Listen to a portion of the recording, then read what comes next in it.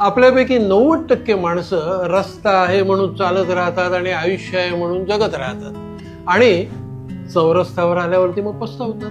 कुठच्या दिशेने जायचं, इकडे जाऊ का तिकडे जाऊ. म्हणजे बघा, तुम्ही पर्यटनाला जायला निघालायत, बरोबर मोठं लगेज घेतलंय आणि कुठे जायचं ते ठरवलेलंच नाही आणि घराच्या बाहेर पडलायत आणि निघालायत.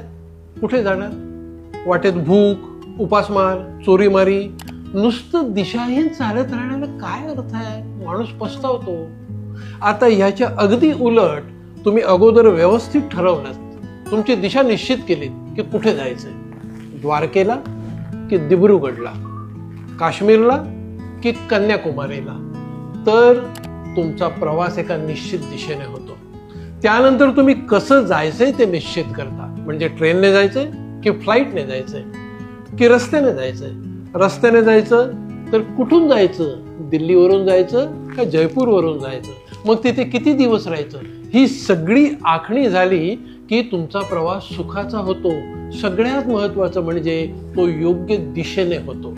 यालाच गोल सेटिंग किंवा ध्येय निश्चिती असं म्हणतात. आयुष्यात जर यशस्वी व्हायचं असेल तर सगळ्यात आधी ध्येय निश्चित करणं आवश्यक असतं. कसं वाटलं आम्हाला कळवा कॉमेंट बॉक्समध्ये. वाट पाहतोय.